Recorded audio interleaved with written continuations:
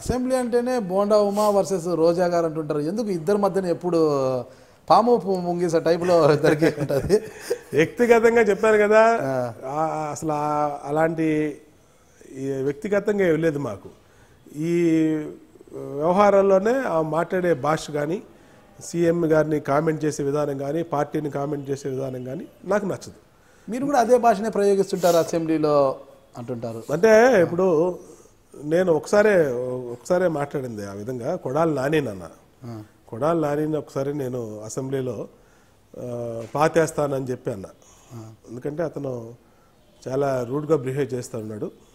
అతను కూడా తెలుగుదేశం పార్టీ వాడే. పాతేస్తామంటే ఎలా అంటే గొయ్యి తీసి పాతేస్తామని ఎట్లా? గొయ్యి తీస్తామో గొయ్యి పైన పాతేస్తాం వేరు. నేను అన్న మాట మాత్రం పాతేస్తాం రా అని చెప్పి అన్న మాట వాస్తవం.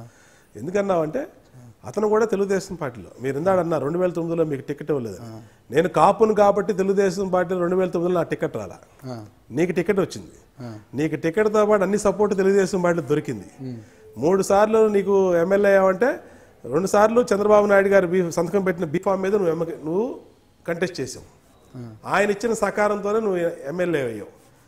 నువ్వు అన్ని ఎమ్మెల్యే అయ్యి అన్ని ఆయన సహకారం తీసుకొని అన్ని రకాలుగా ఆయన హెల్ప్ తీసుకొని నువ్వు పొద్దున్న లేస్తే వెన్నుపోటు పన్నుపోటు అని నీకు అంటానికి హక్కు ఎక్కడ ఉంది? నీ అవసరానికవో చంద్రబాబు నాయుడు గారు బీఫామ్ కావాలి.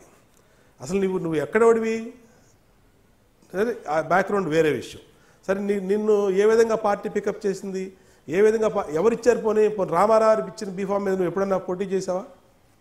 చంద్రబాబు నాయుడు గారు సంతకం పెట్టించిన బీఫామ్ మీదే, పార్టీ అధ్యక్షుడిగా ఇచ్చిన బీఫామ్ మీదే 2 సార్లు ఎలక్ట్ అయ్యాడు. సరే, పార్టీ మారాడు. అతను కూడా ఏంటి, రోజా లాంటివాడే. రాజశేఖర రెడ్డి గారిని అతను తిట్టినట్టు ఎవడు తిట్లా. గుడివాడ నుంచి హైదరాబాద్కి పాదయాత్ర చేశాడు రాజశేఖర రెడ్డికి వ్యతిరేకంగా. గుడివాడ ప్రజల సమస్యల విషయాల మీద, కరప్షన్ మీద గుడివాడ నుంచి హైదరాబాద్కి పాదయాత్ర చేస్తున్నాడు. ఈ కృష్ణా జిల్లాలో కానీ ఈ ప్రాంతాల నుంచి కానీ ఒకే ఒకడు కొడాలి నాని. ఆయన రాజశేఖర రెడ్డి బతికుండగా. మరి ఇప్పుడు ఎలా దేవుడు అయిపోయాడు? నీ స్వార్థం కోసం సరే నువ్వేదో వైఎస్ఆర్ కాంగ్రెస్ పార్టీ గెలిస్తే మంత్రి అవుదామనో లేదా ఇంకోదో నీకేదో అభిప్రాయాలు ఉండొచ్చు, వెళ్ళొచ్చు. అది నీ రాజకీయం అని. అది అతను కూడా నేను పార్టీ మారిన మొదటి రోజే అతను సాక్షిలో, నేను విజయవాడ సాక్షి ఛానల్ లైవ్లో కూర్చున్నప్పుడు కూడా అది చెప్పాను. నాని, నీ భాష మార్చుకో. నువ్వు ఇప్పుడు మినిమము మనకి విలువలు అనేది ఉంటాయి కదా. నీకు చంద్రబాబు నాయుడు గారు సంతకం పెట్టిన బీఫామ్ మీద నువ్వు 2 సార్లు పోటీ చేసి ఎమ్మెల్యే అయ్యి ఆయన సహకారంతో అయినోడివి. మరి ఆ రోజు ఎందుకు తీసుకున్నావు? నిజంగా చంద్రబాబు నాయుడు గారు రామారావు గారిని వెన్నుపోటు పొడిచాడో లేదా ఇంకోటి పన్నుపోటు పొడిచాడో అంటే నువ్వు ఎందుకు తీసుకున్నావు ఆయన సంతకం పెట్టిన బీఫాము? నువ్వు ఎందుకు కంటెస్ట్ చేసావు? నువ్వు అవకాశవాది కదా. ఆ రోజు నువ్వు ఉందా ఆయనతోనే ఉన్నావు. 2 సార్లు ఎమ్మెల్యే, 10 సంవత్సరాలు ఎమ్మెల్యే ఆయనతోనే అయ్యావు. లాస్ట్లో నీకు వైఎస్ఆర్ కాంగ్రెస్ పార్టీ నచ్చింది, ఎల్లు, తప్పులేదు దాంట్లో. ఇక్కడికి వెళ్ళొచ్చు. ఎవరే ఇందాడే చెప్పాను కదా ఫస్టే, ఎవరిని నేను కామెంట్ చేయను ఆ ఇష్యూలో.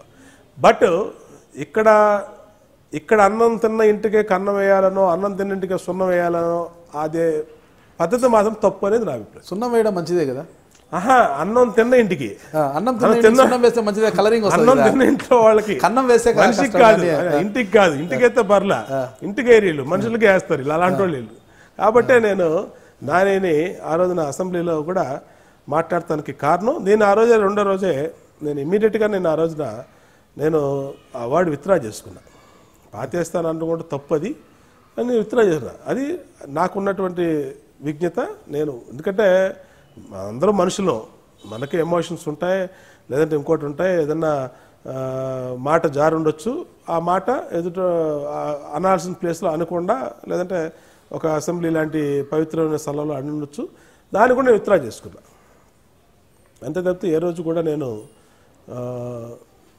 ఇంకొకళ్ళని ఇంకో రకంగా మాట్లాడింది లేదు. నేను మీ Bonda Umamaheswara Rao, Vijayawada central MLA, Telugu Desam party. మీరు చూస్తున్నారు ఐ డ్రీమ్ న్యూస్.